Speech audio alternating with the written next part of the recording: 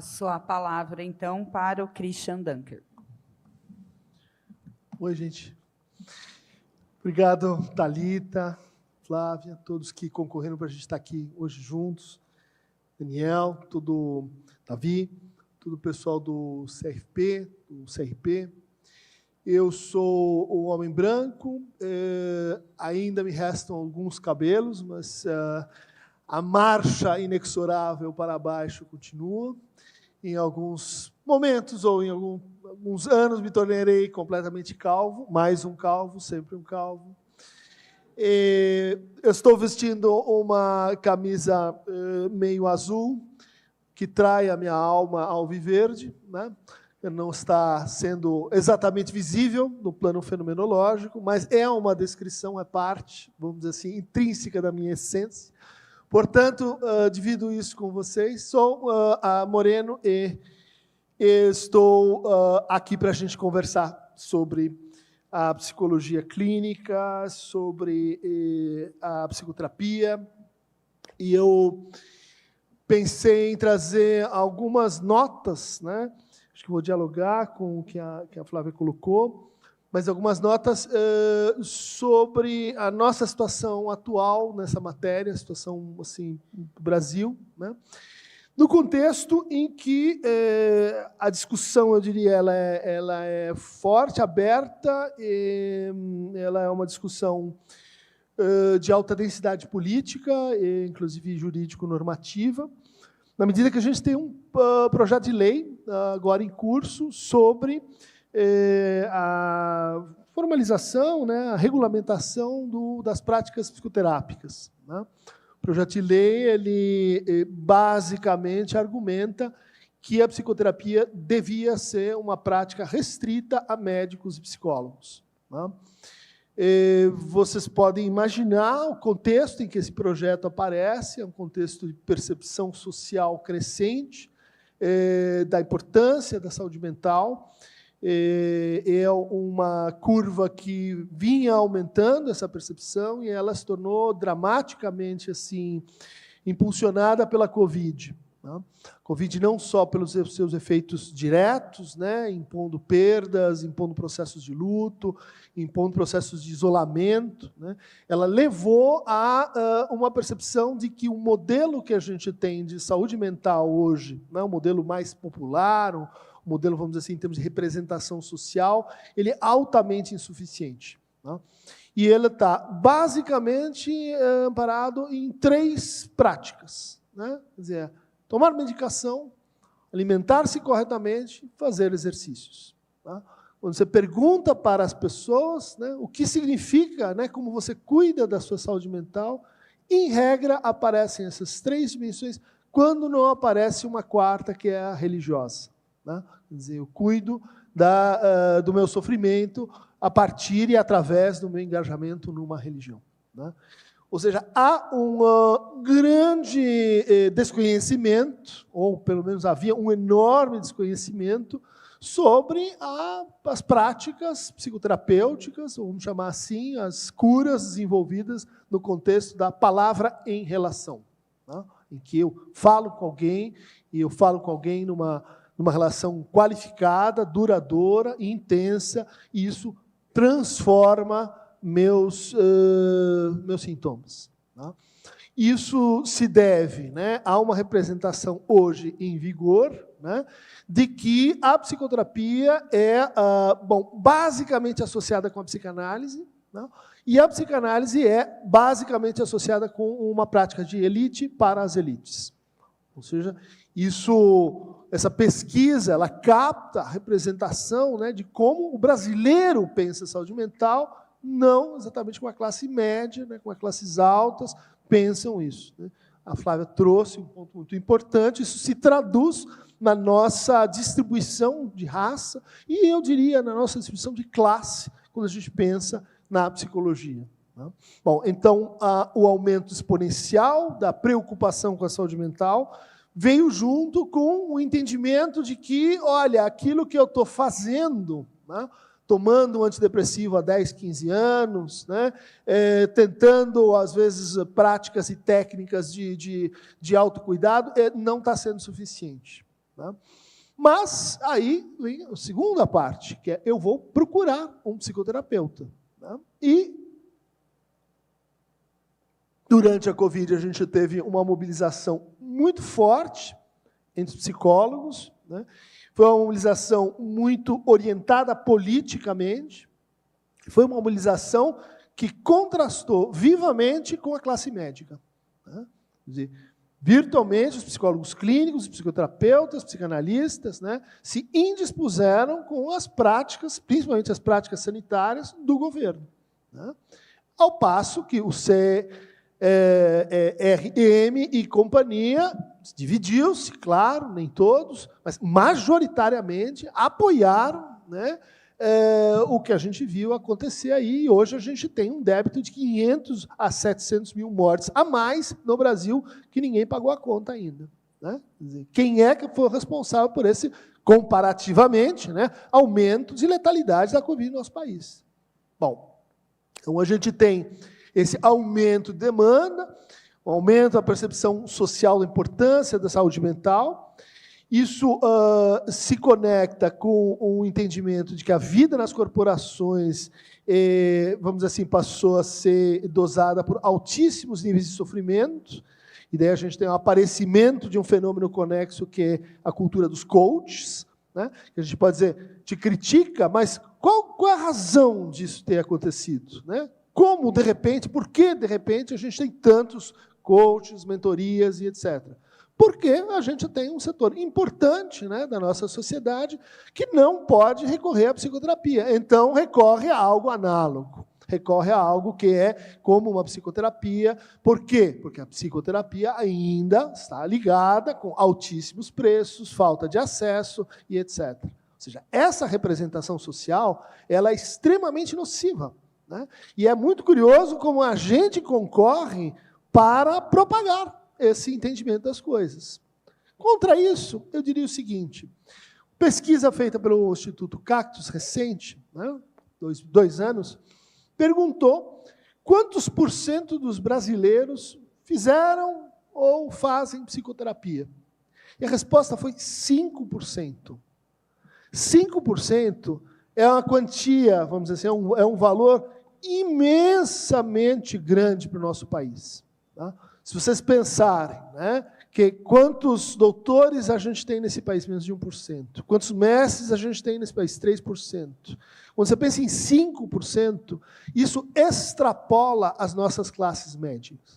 Ou seja, de fato, a psicoterapia não é mais patrimônio, prerrogativa, privilégio de classes médias e altas. Mas ainda é essa representação social com a qual a gente lida. Ainda é essa a crítica que a gente sofre, né? Há um problema aqui, e esse problema está, vamos dizer assim, afetando a aparição desse projeto de lei, que vai dizer o seguinte, olha, nós queremos, né, que as psicoterapias elas sejam prerrogativas de médicos e psicólogos, né? Quer dizer, parece uma boa ideia. Só que contra essa ideia, a gente tem uns fatos comparativos importantes. Nos países em que a psicoterapia é regulamentada, ela tendencialmente se tornou mais elitizada. Porque a regulamentação, ela restringe.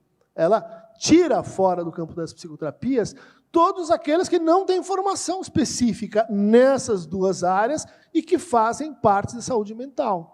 TOs, nosso país não, counselings, assistentes sociais, pessoas que, por exemplo, se formam em psicanálise, mas não têm uma formação inicial, né, numa forma de psicoterapia. Resultados, né? A gente vai, né, nessa medida, aumentar a elitização. A gente pode dizer, não, mas nós queremos isso, porque enquanto classe, enquanto corporação, isso vai trazer um benefício, porque a gente não vai ser mais confundido, né, em Instagrams e congêneses com uma série de pseudo-psicoterapeutas, coaches no mau sentido, pessoas sem formação, gente anunciando perda de peso através da psicanálise e tolices que a gente tem visto. mas que a gente pode entender, né, no contexto de que há, sim, uma espécie de déficit de capilarização dos psicoterapeutas. E esse déficit, no Brasil, né, e esse déficit começou a ser coberto com a popularização da prática online, né? Só que, junto com a popularização da prática online, aconteceu uma mutação, vamos dizer assim, no nosso, vou chamar, mercado de trabalho, né? Porque o argumento contrário, né, a esse projeto de lei diz o seguinte: olha, parece que a gente não tem regulamentação, parece que a gente não tem regulação, mas existe sim uma regulação, ela pode ser assim débil, mas ela é conhecida no direito como regulação social difusa. O que é isso? Os psicoterapeutas, os psicanalistas, os clínicos se regulam entre si, né? Eles, vamos dizer assim, desfavorecem as más práticas. Eles se posicionam contra abusos, eles denunciam, né, nas suas escolas, nas suas associações, nos seus grupos de classe, nas suas entidades de pesquisa, nos seus grupos de pós-graduação. Sim e não, né? A gente pode dizer, o que acontece hoje no Brasil é que a psicoterapia, ela compreende inúmeros órgãos formadores, né? Inúmeras linhas, inúmeras abordagens. Quem se ocupou de produzir algum consenso entre essas diferentes escolas? E agora eu não falo deste CRP, mas eu falo da história anterior do CRP, né? Se vocês procurarem, né, qual foi a atenção dispensada para a psicologia clínica nos últimos 30 anos? Como foi tratada a psicanálise durante os últimos 30 anos, antes dessa gestão, né? Absoluto silêncio, psicanálise e psicoterapia, coisas o quê? Burguesas, práticas para pessoas de elite, nós vamos fazer uma outra psicologia, né? Bom, agora nós estamos pagando a conta. Chegou a conta. Conta por quê? Pela falta de mobilização, pela falta de transversalidade, pela falta de consenso entre nós, né? Ou seja, isso eu falo, dentro da psicanálise, né, 69 instituições diferentes. Vamos contar das outras áreas, onde essas linhas conversam, onde elas se encontram. Mal e porcamente na universidade. Mas a universidade não é o lugar para elas produzirem unidade, é o lugar para elas produzirem diversidade, confronto, né, comparação. Tá? Essa aqui, aquela outra, por que sim, por que não? Que é como se define o campo da psicologia, e muito que bem, né? Diversidade epistemológica. Só que diversidade epistemológica, ela pode vir junto com alguma unidade ética, com alguma convergência política, né? Nesta área, estamos começando, vamos dizer assim, como se diz, várzea, mato. Nada foi feito nos últimos 40 anos. E pior, o que foi feito na direção de produzir, manter e reproduzir essa representação social do que é o psicoterapeuta, do que é o psicanalista, do que é o psicólogo clínico. Tá? Dito isso, eu estou trazendo uma questão, não tem uma posição absolutamente fechada, tá? Mas tem bons argumentos, então, para a gente dizer, é importante fazer algum tipo de regulamentação, a regulamentação que está hoje em vigor, ela descontenta muita gente. Do outro lado, né, vai vir um argumento que vai dizer o seguinte, olha, uma parte muito expressiva dos psicólogos clínicos trabalha no SUS, trabalha nessa que é maior experiência mundial em termos de saúde pública. E dentro do SUS trabalha nos CAPs, trabalha na saúde mental. E a saúde mental tem, fruto de muita luta, um princípio que é a transversalidade dos saberes. Então, privatizar essa prática é ir contra um certo entendimento que a gente tem de saúde pública, né? Privatizar essa prática é, de certa forma, proteger, né, os nossos 500 mil psicólogos, mas, por outro lado, a gente não vai conseguir, né, a partir disso, aumentar a capilarização, aumentar a nossa resposta social para aquilo que está se demandando de nós. Enfrentamento radical de uma crise de saúde mental em que as pessoas estão sofrendo mais e mais, e se medicando, dopando mais e mais, e fazendo o que podem para lidar com isso. Né? Em 2008, eu participei de um congresso em Londres sobre regulamentação de práticas psicológicas, inclusive psicanálise. E ali estava claro, em todos os países em que a regulamentação pelo Estado foi feita, o que acontece? O Estado chama certas instituições, estabelece certas regras, né, quantas horas de estágio, transfere para algumas instituições e não para outras a autorização para formação em psicoterapeuta e regula, vamos dizer assim, o campo da formação em psicoterapia. E aqui eu vou passar para o primeiro das minhas duas notas históricas. Tá? Nós temos uma situação completamente anômala, diferente quando a gente fala em psicoterapia. 90% dos países no mundo acontece o seguinte: o curso de psicologia é um curso de 4 anos, ele é um curso voltado para, vamos dizer assim, a pesquisa em muitos lugares, ele é um curso feito à base de manuais, e ele habilita o quê? Para que você, depois desses 4 anos, procure um training, procure uma formação. Você não pode ser psicoterapeuta com esses 4 anos. Tudo bem? No Brasil, nós temos essa contingência que não, você faz 4 anos, se forma com bacharel em psicologia, e se você fizer o 5º ano, você está autorizado a abrir um consultório e se tornar e praticar psicoterapia. Olha lá, estou avisando, gente. Regulação de psicoterapia vai dizer o seguinte: não basta 5 anos. Você vai ter que fazer um training.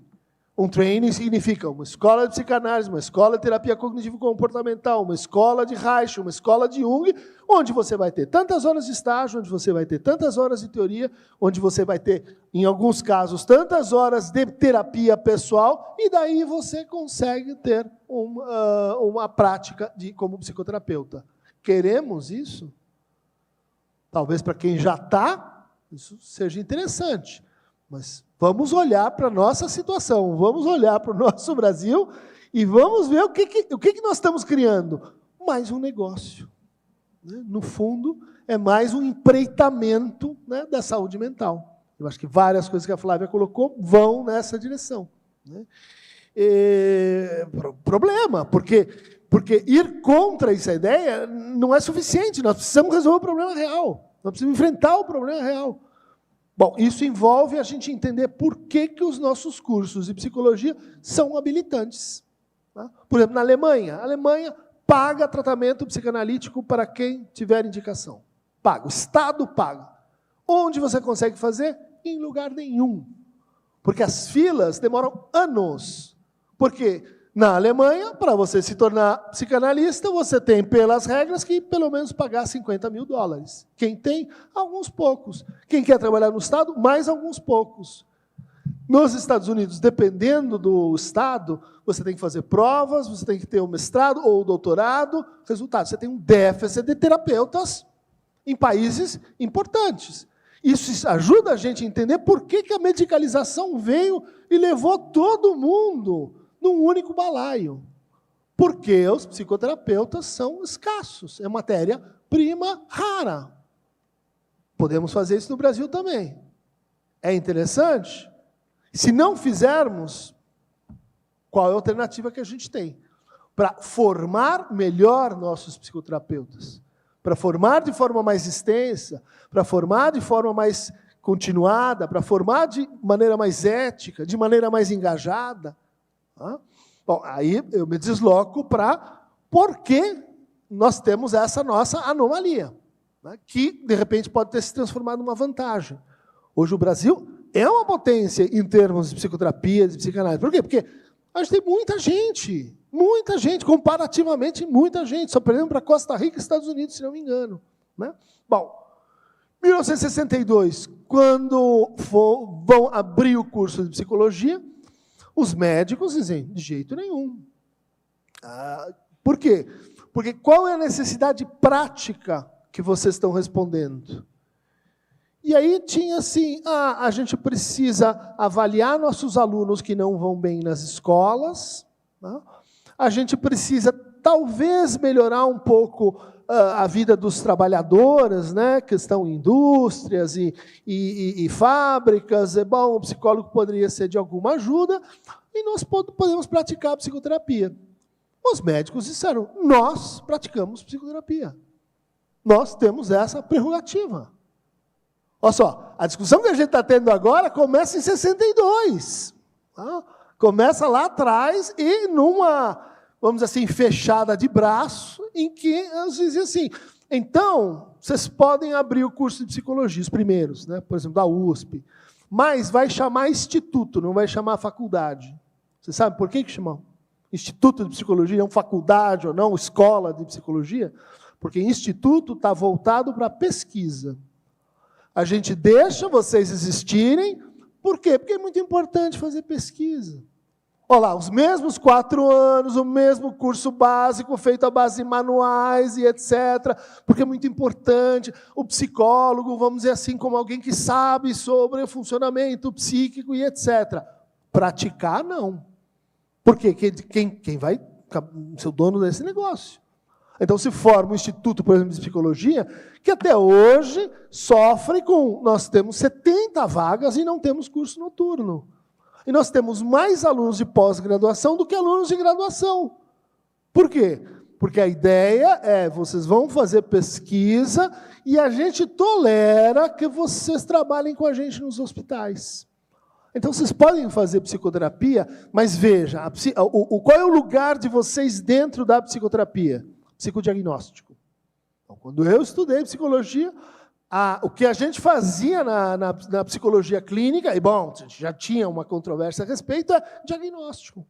Então, estudem os procedimentos diagnósticos, estudem os testes de nível, os testes brasileiros, o desenho história, HTP, enfim, a gente virou craque. Rocha, CAT. Por quê? Porque a gente podia fazer diagnóstico para um procedimento médico. Bom, gente, essa não é mais a situação, mas a gente precisa entender como é que foi o quadro e qual o momento em que nós estamos em 62. E no processo, né, de autonomização e formalização da profissão, não só do curso, que acontece durante a ditadura militar. Eu ainda estou aqui. Ou seja, durante a ditadura militar, um ministro da educação, absolutamente assim, lúcido e louco no mau sentido no outro, disse o seguinte, olha, nós temos aqui um problema que são as famílias brasileiras. De onde está vindo tanto comunista? De onde brota tanta gente vermelha? Dos cursos de filosofia, ciências sociais, letras, faculdades, essas faculdades onde só se fala... Percebe que esse argumento estava lá atrás. Essas faculdades que são ideológicas e etc., e que só tem a esquerda, então nós vamos fechar tudo isso. Disse lá atrás o Jarbas Passarim. Né? E nós vamos abrir um curso que é assim, para consertar a família brasileira. Para colocar assim, de novo no padrão aquele jovem que está perdido, que vem de uma família desestruturada, era a expressão. Quer dizer, pais separados, né? Que tinha, assim, uma desorientação. Então, convoque-se um exército de psicólogos clínicos, vão fazer isso, adaptar as pessoas. É daí que a gente veio, gente. E é daí que a gente se tornou uma potência em termos de psicologia, porque fecharam coisas como filosofia, sociologia, que até hoje não voltaram para os nossos escolas de segundo grau, não se diz mais, fundamental e médio, e nós estamos aqui pagando a conta. Só que deu um pouquinho errado. Deu um pouquinho errado, porque o plano era, nós vamos fazer psicoterapia e nós vamos continuar auxiliares diagnósticos dos médicos que vão continuar controlando o campo da psicoterapia. Tá? Bom, daí fecho essa primeira nota histórica, tenho 32 segundos para fazer a minha outra nota histórica, que se diz respeito a um personagem muito interessante, muito curioso, desconhecido, né, da história da psicoterapia, que foi, por assim dizer assim, o primeiro psicoterapeuta, né, o primeiro sujeito a chegar no Brasil e dizer, olha, tem uma prática que é você fala com as pessoas e o sintoma delas assim melhora e etc. Ganha um pirulito lacaniano verde, quem souber o nome desse sujeito e o país de onde ele veio. Né? Vocês vão dizer, França, colonizado, né? Inglaterra, Estados Unidos, Polônia. O cara chamava-se Radek, era um polonês que foi fundador, militante do Partido Socialista polonês, lutou contra a invasão russa, estava numa dificuldade, vamos dizer assim, de vida ou morte dentro do seu país, foge, vai estudar na França, na Suíça com Claparède, encontra Kraepelin, estuda com os psicanalistas, passa nos Estados Unidos, é um fugitivo, é um exilado, um cara sem uma pátrida. Daí ele disse, você escolher um lugar para ir, tem que ser um lugar quente, porque eu não aguento mais Polônia, não sei se vocês conhecem, é o fim do mundo do frio. E ele olha para o Brasil e diz, vamos lá para o Brasil. E ele chega em 1923, né? Veja, e ele chega num Brasil onde você tem Semana de Arte Moderna, muito influenciado, modernismo brasileiro, paulista, muito influenciado pela psicanálise.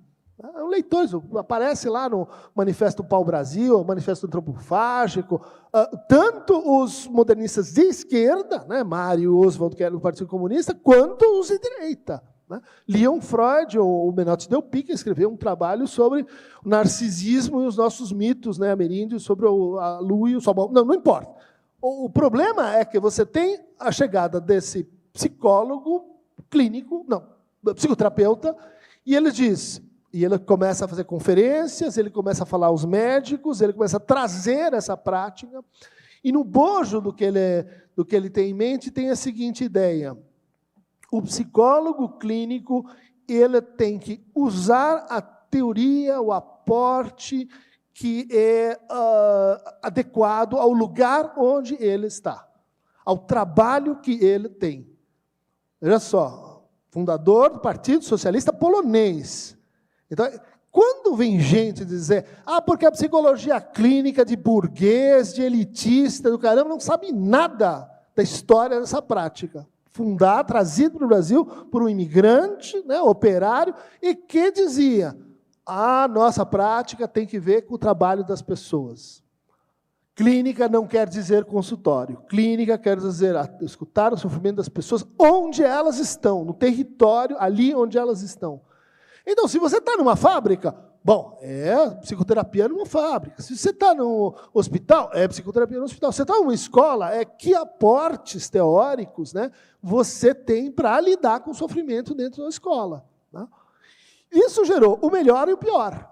Porque, a partir dessa ideia, a gente teve, nos anos 50, uma crise de psicólogos escolares diagnosticando disfunção cerebral mínima e concorrendo para a exclusão de perfis cognitivos diferentes. Resultado. Né? Ruim. Mas olha o conceito. O conceito é preciso um certo ecletismo teórico, e ele conhecia Claparède, depois vai dar no Piaget. Kraepelin vai dar depois no DSM. Freud, ele conhecia as matrizes do que a gente chama de psicologia. Ele dizia, é possível a gente pensar uma psicoterapia clínica enquanto prática fundamental dos psicólogos. Ele fica no Brasil de 23 a 33, e daí a coisa piora no Brasil, ele vai para o Uruguai. Pensaram nisso? Ele vai para o Uruguai, a Suíça sul-americana, se estabelece no Uruguai e influencia muito a psicologia argentina. Depois, Blecher, Pichon, que a gente conhece. E a gente olha, eu fiz uma excursão quando aluno para a Argentina para conhecer, porque era lá a meca da psicologia. Era lá que estavam as experiências de Marie Langer, os hospitais de ponta, a psicologia crítica, era a Argentina. Mas o mesmo cara que levou essa atitude para a Argentina, levou para o lugar e levou para o Brasil. Só que aqui aconteceu uma curiosa metamorfose, a gente esqueceu do nosso passado. Né? A gente se deixou levar por, enfim, outros processos que também aconteceram de elitização da psicologia clínica, basicamente ligados com a psicanálise, né? Que era uma prática nos anos 50, 60, que envolvia, por exemplo, as visitadoras de saúde pública, que eram mulheres que batiam a porta das casas perguntando como é que está aí com seu marido, os filhos, etc. Quero te escutar. É o seguinte, a psicanálise é um recurso de altíssima potência, na mão de muitos poucos, vamos levantar o preço e excluir as pessoas. E assim foi, de fato, né, do pós-guerra até um pouco antes do nosso momento. Última nota, né, e que a gente teria que discutir com um pouco mais de precisão para enfrentar esse problema contemporâneo. O que quer dizer clínica? O que a gente chama de clínica? A gente pode dizer é um método, né? É um método baseado em perguntas, mas é um método que ele tem alguns pressupostos, né? Para a gente falar em clínica, estrito sensu, você tem que ter semiologia, você tem que ter diagnóstico, você tem que ter etiologia e você tem que ter terapêutica. Existem ótimas coisas que a gente pode fazer no campo da saúde que não são clínica. Hoje, pratica-se muito pouca clínica nos hospitais. O bom clínico é raríssimo. Por quê? Porque o que é a anticlínica? Peço exame, vejo o que o exame dá e digo o que você tem. Isto, gente, não é clínica. Clínica tem que ver com olhar, no caso do médico, escutar, no caso do psicólogo. Ah, mas não preciso escutar, eu ponho um teste. Não preciso escutar, eu já ouvi o comportamento. Não preciso escutar, porque o paciente já me traz o diagnóstico. Isso não é clínica. Então, há um problema, vamos dizer assim, da gente defender as psicoterapias e o método clínico, no momento em que o método clínico está, vamos dizer assim, sendo abatido, está sendo, vamos dizer assim, criticado, está sendo aposentado em diversas instâncias. Problema que, por exemplo, né, vai levar a gente a entender que o conceito de patologia ele é o mesmo na medicina e na psicologia. Não é. Não é porque a psicologia não tem nosologia. Tudo bem? Nos, em grego, quer dizer doença. Se fôssemos para termos, então, uma nosologia, o negócio não chamava transtorno. A gente não enfatiza isso. A gente diz, transtorno é doença, e trata como se fosse o mesmo. Em certo sentido, isso é interessante para a política de saúde pública, mas a gente não pode esquecer que transtorno não é doença, que pathos não é nós, que pathos implica, né, e tem uma tradição brasileira de defesa desse entendimento. Pathos implica disposição, pathos implica paixão, pathos implica lugar. Né? Para os gregos, até os românticos, você tem um pathos que tem que ver com a relação tempo e espaço em que você está. Esse é o seu pathos. O seu pathos não é TDAH, ou é esquizofrenia, ou paranoia. Não tem nada a ver com isso. O pathos é como você se deixa afetar pela afetação dos outros. Mas como? Isso não é semiologia nossa, não é essa. Do DSM não é assim. Tudo bem. Por quê? Porque existe uma semiologia do olhar e outra semiologia da escuta. Se a gente olha para as pessoas, a nossa semiologia é uma. Se a gente escuta as pessoas, a nossa semiologia é outra. O que acontece? Nós temos uma clínica que é própria, que é nós, que é dos psicólogos, vamos dizer assim. Como a nutrição tem uma clínica, uma medicina tem uma clínica, e não tem nenhum problema que exista essa clínica, não sei os problemas ideológicos decorrentes disso, mas a gente não se dá conta que a gente tem uma clínica que é própria. A gente começa a importar coisas de clínicas alheias. Muito ruim. Como é que a gente vai querer, vamos dizer assim, dar resposta social para esse problema, para essa enclave que nós estamos, sem a mínima epistemologia do fazer clínico? E eles vão dizer, mas é porque cada uma tem a sua. É verdade, cada uma tem a sua, mas onde nós estamos discutindo todas elas? Qual é o foro da discussão de convergência de práticas clínicas em psicologia hoje? Digo, no Brasil, aqui. Ali, mais uma, de vez em quando, não tem, gente. Tem grupo de trabalho, comitê, órgão gestor para quase tudo. Em psicologia não tem. Eu estou tentando explicar de onde vem isso. E que a gente tem uma situação que vai ser difícil resolver sem a existência desse, eu vou chamar assim, desse foro. A última nota é a seguinte, né? Dá-se, né, num movimento que é transversal a tudo isso que eu estou falando, que é o movimento da patologização, né, que a Flávia colocou muito bem, um processo semelhante ao que acontece com as grandes empresas do agronegócio. Tá? Não sei se vocês sabem, né, que estudam um pouco a situação da crise climática, percebeu que existem 4 empresas no mundo que compraram todos os recursos estratégicos. Genéticos, terra, água, insumo, adubos, enfim, que são donos do negócio, fazem o preço dos commodities, são poderosíssimos. Né? Bayer, Monsanto, enfim, tem mais 2 que eu esqueci. O curiosíssimo é que essas 4 companhias fecharam um lobby para usar um negócio chamado glifosfato, tá?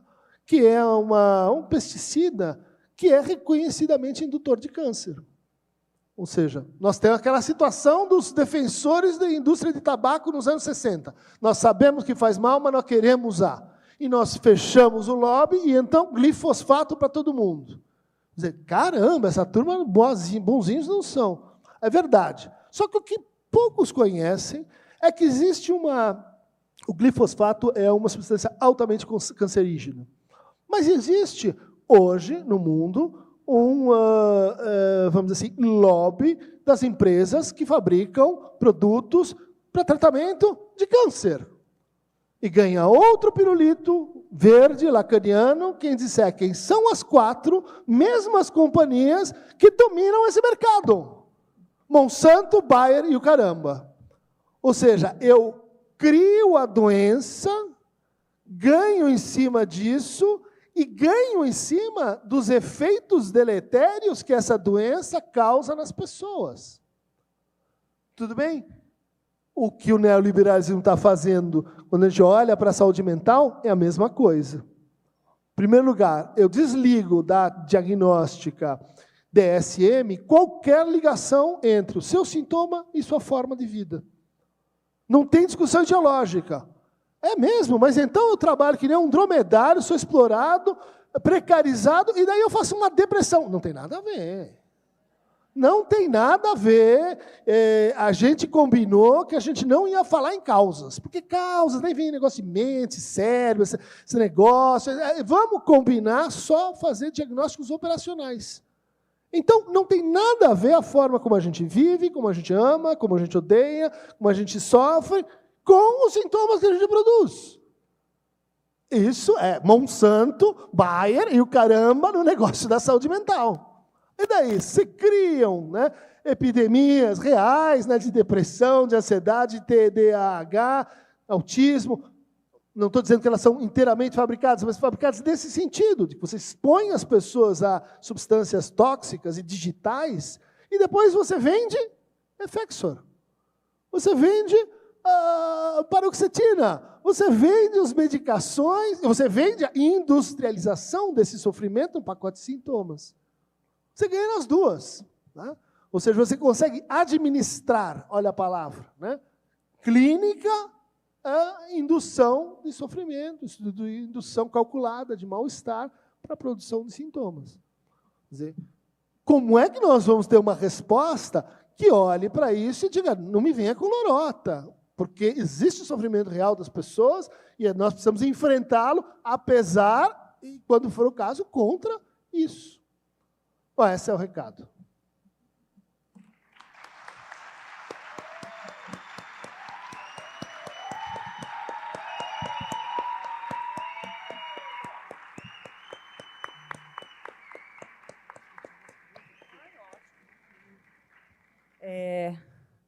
Quero dizer que os 2 me deixaram com sintomas de ansiedade, viu, Flávia? Porque agora tentar amarrar alguma coisa, né, vai ficar um pouco complicado, porque eu acho que foram grandes reflexões, mas queria começar dizendo da ousadia mesmo que foi esse congresso. A gente apostou todas as fichas, né? Vamos botar esse povo para conversar e vamos ver o que dá. E deu bom. né? A gente sentiu que deu bom. Aconteceu uma situação interessante, assim, não sei se pela minha figura, né? Eu conversei com uma pessoa e falando, que legal, você veio trazer a sua abordagem. A pessoa me respondeu assim, não, mas a minha abordagem, eu sou dessa abordagem, mas eu tenho uma visão crítica, quase que precisando justificar por que ela escolheu aquele referencial, e para estar no conselho, né, para estar nesse lugar, ela precisa explicar e justificar que ela tem uma abordagem crítica. Olha, não, eu não faço, né, de uma forma que não respeite o código de ética, né, quase que um medo. E aí foi legal também para a gente transitar e mostrar que a gente também não morde, que a gente também é profissional, é trabalhador da psicologia, né, e grande parte de nós da psicologia clínica, e nessa perspectiva não dicotômica, né, nessa psicologia clínica, que é da clínica da escuta, né, dessa psicologia de base, de formação, que a gente sai psicólogo e não hiperespecialista em alguma coisa, né, a gente sai com essa escuta aguçada. Então, acho que a Flávia traz uma reflexão importante nessa questão do sofrimento como um posicionamento político, né? Sofrimento que é político, é um posicionamento político, mas que também é uma causa política, né? Um sofrimento que é produzido nesse lugar da política, né? E um sofrimento que precisa ser nomeado, que precisa ser diagnosticado, que precisa ser medicado. É a ciência que vai evoluindo nesse lugar, né? Muitas vezes da perspectiva da patologização e a resposta, de ter uma resposta a um comportamento que a própria sociedade nos impõe. Então, acho que isso também vai ajudando a gente a fechar todas essas discussões que a gente foi tendo, né? Não conseguir deixar de pensar no mote da nossa gestão, né? Que quando a gente começa a construir um mote ali naquela discussão de plenária, como é que a gente quer se mostrar para a categoria e para a sociedade? A gente fala diferenças, nas diferenças. Nós somos muito diferentes. Um olhava para o outro e falava, nós somos muito diferentes, cada um veio de um lugar, cada um pensa de um jeito, é uma psicologia muito diversa. Então, a gente falou, a gente precisa fazer o mote a partir das diferenças. E assim, nós somos diferentes e nós estamos aqui para construir um projeto coletivo. Então, as diferenças que constroem. Então, nesse momento, a gente decide sair dos muros. Do muro da própria psicologia, no muro do próprio conselho. Esse muro de uma psicologia única ou direcionada para um viés. A gente falou, são muitas psicologias. Então, vamos atrás dos nossos pares, dos nossos diferentes, né? E aí, diferenças que constroem o compromisso social e ético da psicologia. Né? 60 anos de regulamentação, a gente entra nesse período, e aí a gente fala, vamos nas diferenças construir. Então, acho que isso eu trouxe um pouco do que me causou, do que eu senti nesses 3 dias de congresso, ouvindo essas falas, pensando nessa perspectiva futura, mas quebrando um pouco do protocolo que foi congresso, né, principalmente nas conferências que a gente fez aqui, eu acho que seria interessante ouvir mais 2 pessoas que pudessem falar dos seus sentimentos, do que causou.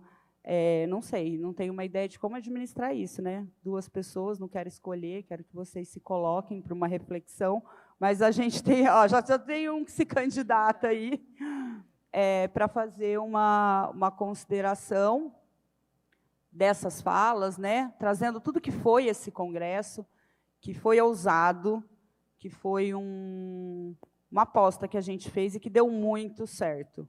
Então, acho que vem aqui na frente, né? Vem aqui. A gente dá aí...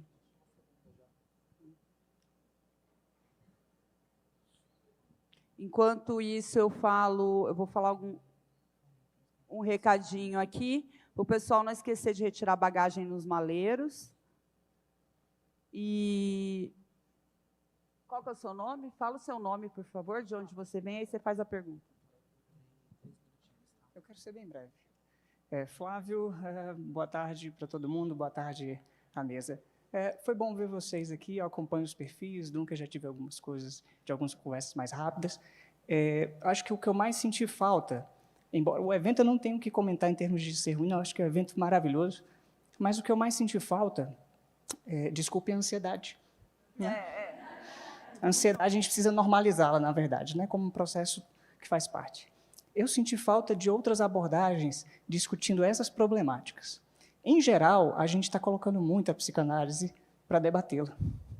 E aí, nesse sentido, e eu estou no campo da psicanálise, ok? E aí eu acho que isso dá mais peso para a minha fala, né? Exatamente porque eu estou de dentro, eu sei da problemática. Me faz falta ver e saber o que gestaltistas, o que reichianos, psicodramatistas estão construindo sobre isso.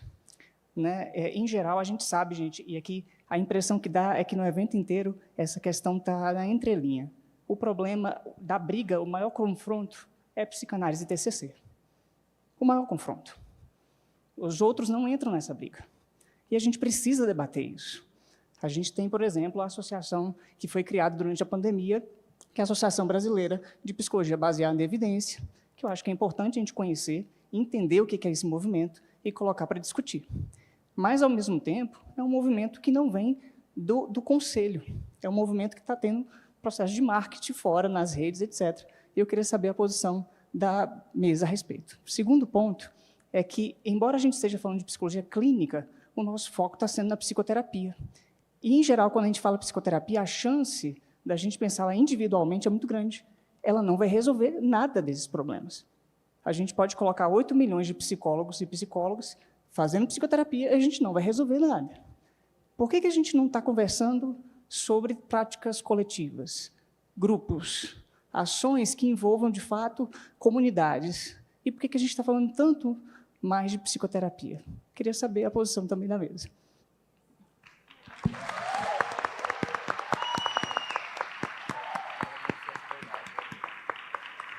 Eu não sei se eu tinha entendido errado, eu não fiz perguntas, eu entendi que era o que a gente sentiu do Congresso, então eu me organizei para esse lado. Vou dizer já de início que eu estou bem emotiva, então, por favor. Meu nome é Jéssica Siqueira de Aquino, sou psicóloga clínica e organizacional e do trabalho.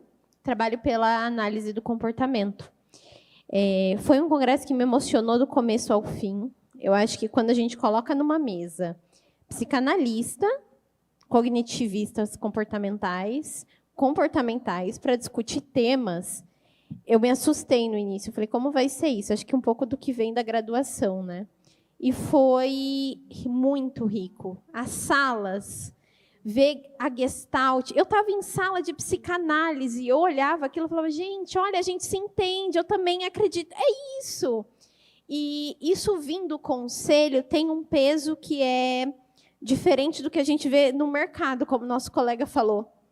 Porque a gente se entende e sabe que está num lugar seguro de fazer perguntas e que vai ser bem orientado, porque a gente está num lugar seguro, que eu acho que era isso que tinha que representar. E a emoção, acho que vem um pouco da mesa que estava a Ana Marques, estava a Camila, que a gente estava com convidados da mesa, da diversidade que a gente construiu nesse congresso. A categoria é muito diversa. Eu acho que quando a gente sai da tela do celular, que a gente vai se conectando muito pela rede social. E quando a gente vê pessoalmente o grupo, a psicologia é muito, muito diversa. E acho que isso que tornou esse congresso tão diverso, tão potente. Acho que a palavra é essa. Uma potência que veio da psicologia clínica, mas eu vi mesas que era de orientação vocacional voltadas à clínica. A adoecimento ocupacional, que também eu trabalho. Então, essa dinâmica, esse mundo, através da psicologia clínica, e que eu vi e cruzei com várias carinhas, tipo, gente, isso está demais, sei lá, olha as redes sociais, como tá, tipo, tá lindo. Eu acho que foi isso. Que bom que a gente consegue estar junto e espero que tenham muitos outros momentos como esse, de juntar a categoria, porque aqui a gente está seguro e sabe que as orientações que vêm aqui não são mercadológicas, são críticas e pensadas coletivamente.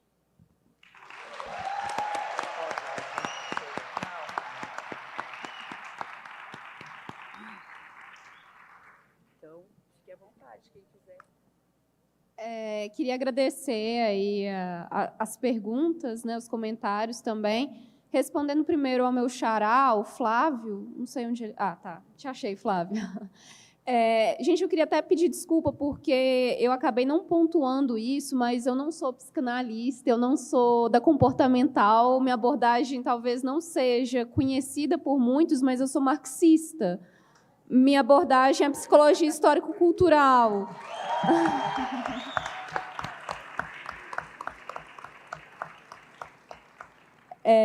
E, assim, falando, né, pela minha abordagem, Flávio, eu acredito que, atualmente, a psicologia histórico-cultural tem produzido, inclusive, grande parte da literatura científica de análise, né, do DSM, não só dele também, da psiquiatria, de categorias nosológicas específicas, né, inclusive até se posicionando, acho que saindo mesmo desse lugar, dessa ciência que se diz neutra.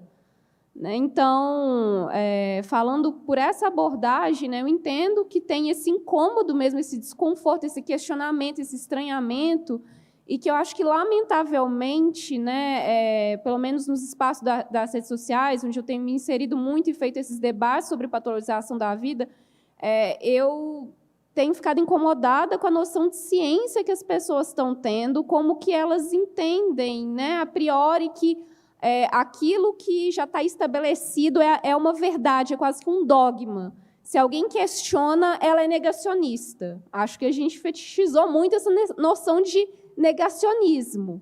Então, se eu questiono, né, um código manual específico, parece que necessariamente estou questionando a existência das pessoas, o sofrimento delas. Isso é absurdo. E, assim, que tipo de ciência que a gente pode construir se a gente não questiona, né? Se a gente não estranha? Né? Volta e meia tem gente me xingando. Você é terraplanista da psicologia. Honestamente, gente, eu sou a terraplanista, quem está aqui questionando que é terraplanista? Mas, enfim, Dunker, passando a palavra para você. E, de fato, né, tem esse dito que acontece com frequência, muita psicanálise. Tá? Ele é um dito, eu diria, bastante brasileiro, né? E baseado numa evidência, né? Essa evidência não é epistemológica, mas ela é institucional. Né? As instituições de psicanálise são, nesse país, as mais antigas e mais organizadas. Né? Então, é por isso que no espaço público, quando a gente vai falar em psicologia, quando a gente vai falar em psicologia clínica, elas ocupam, de fato, elas têm uma expectativa social muito forte. Né? Mas aí tem dois comentários. Primeiro, essa divisão, né, não é justo dizer que ela é entre psicanálise e TCC, porque esse é um caso brasileiro. Fora do Brasil, a divisão vai ser entre abordagens psicodinâmicas e abordagens comportamentais cognitivas. Tá? Então, tem lugares onde a psicanálise não é tão importante, não é tão expressiva, e outras modalidades de abordagem psicodinâmica vão ocupar, vamos dizer assim, esse mesmo papel num fenômeno que é global. Né? Jane Russo, acho que foi uma das primeiras historiadoras brasileiras a perceber isso. Né? Nos anos 60, nos anos 70, a gente tinha uma fauna, uma flora muito interessante, muito diversificada de abordagens psicoterapêuticas, né?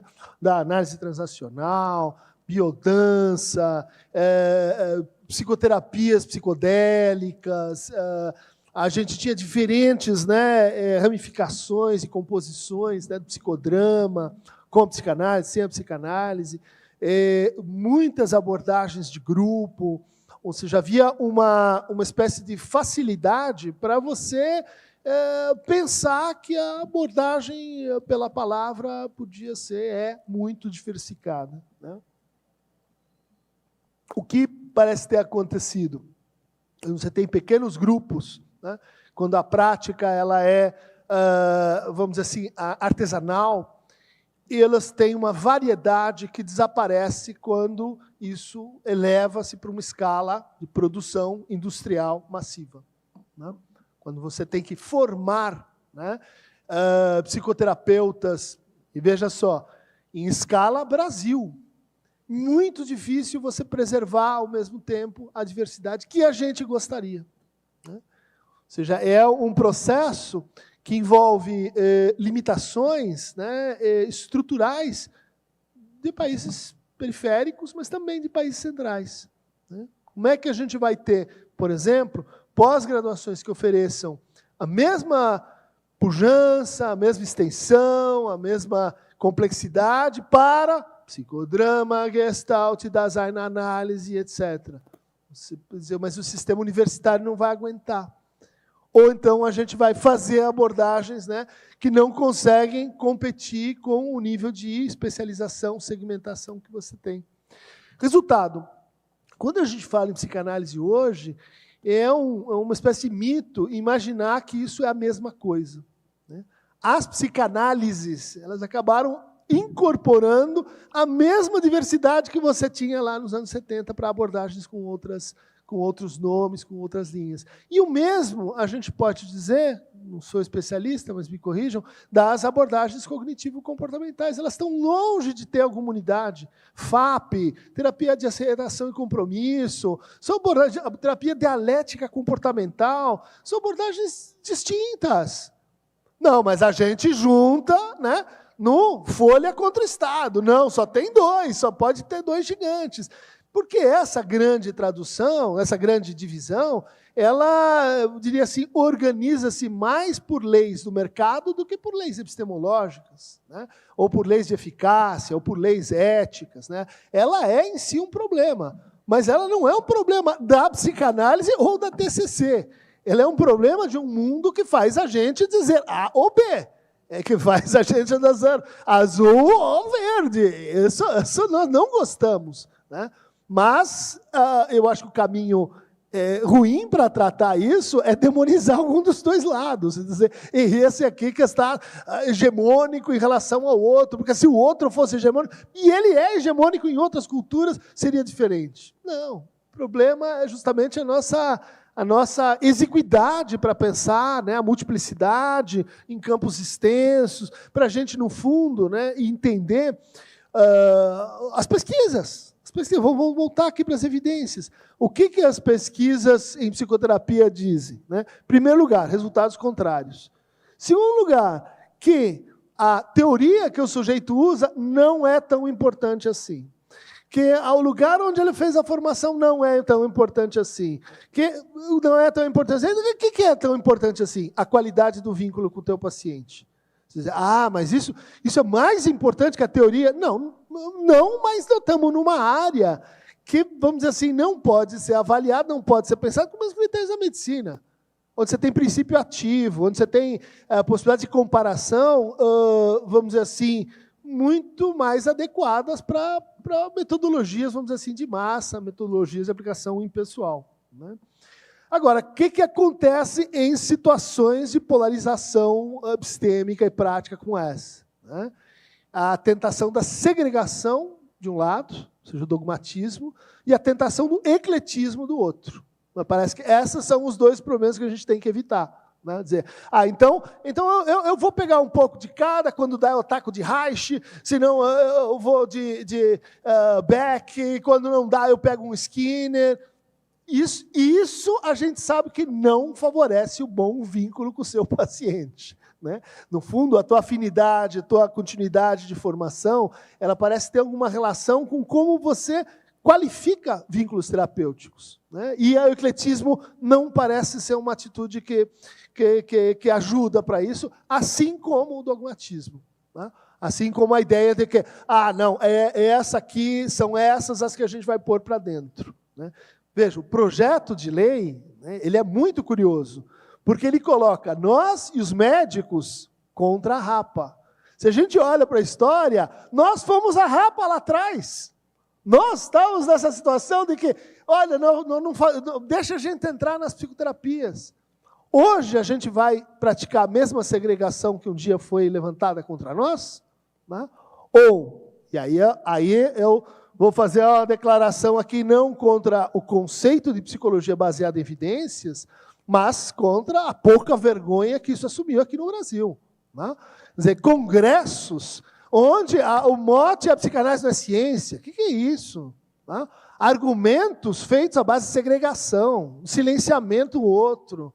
Quer dizer, psicanálise pode ser hegemônica, pode ser elitista, e acho que a psicologia clínica ela tem que entender o seu papel de elite e agir a partir disso.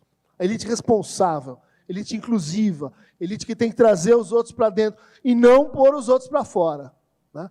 O que a gente viu aqui, em termos, e não são todos, a gente muito interessante, e o conceito é bom, mas a aplicação local é abaixo da crítica.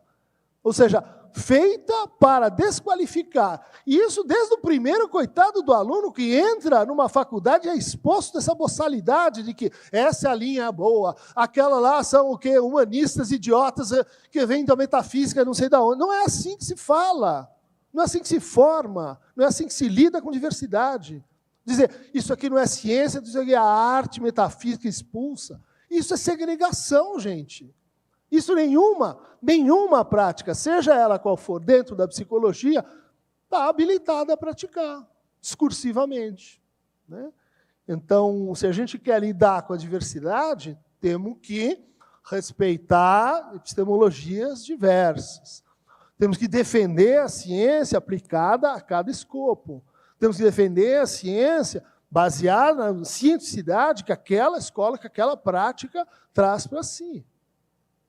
Se não, vamos, Paulo Freire, repetir a opressão que um dia foi mobilizada contra nós.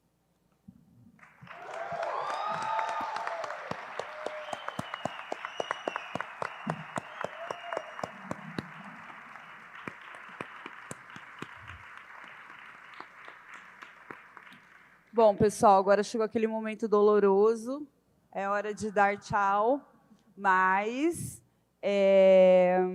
vou dar alguns recadinhos, né, para vocês acessarem em nossas redes sociais, nosso site, o nosso portal da transparência, tá? Diferente do que é falado um pouco, acho que é importante a categoria entrar no portal da transparência, olhar lá não só os nossos eventos, as nossas ações, mas também olhar a nossa prestação de contas do que a gente faz aí a partir dos nossos planejamentos estratégicos, porque esse congresso ele foi uma ação orientativa, né, e ele é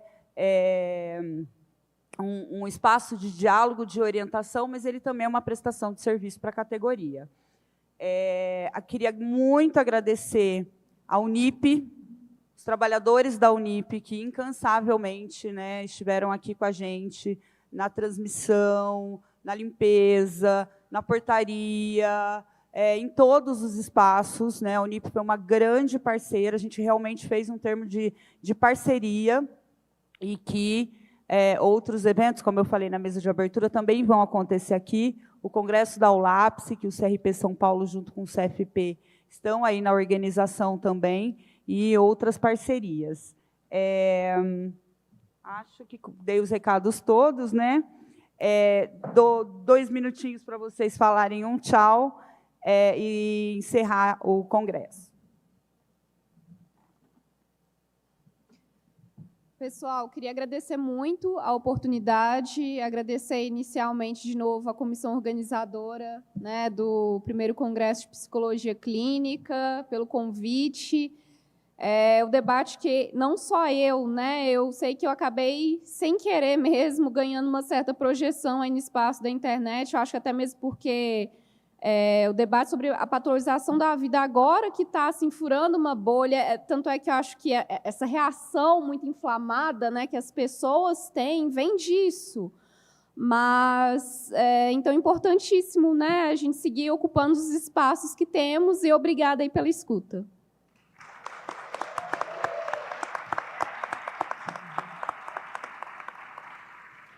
Queria agradecer a compreensão, a atenção, a participação de vocês, a iniciativa, né, que colocou a gente junto, e deixar uma mensagem assim de que a gente tem uma tarefa assim, comunitária, tem uma tarefa para o campo, que diz respeito a explicar, prestar contas para a opinião pública do que a gente faz.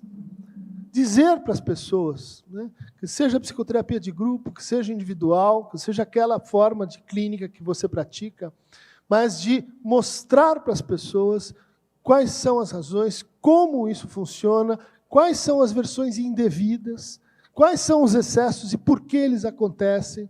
Nossa função, nesse momento, sobretudo, de ocupar o espaço público e dizer para as pessoas, porque elas não têm obrigação de saber o que é que define uma boa psicoterapia, uma abordagem, né? Quais são os elementos mínimos, o que se faz, o que não se faz. Acho que a gente tem aí a internet, né? Tem a experiência da Flávia, tem tantos outros tentando e fazendo isso, mas a gente ainda fala muito pouco. A gente ainda se deixa dominar por representações sociais que são passadas, que não refletem o que a gente quer e o que a gente faz hoje. Então, meu recado é para vocês. Vamos junto falar sobre o que a gente faz.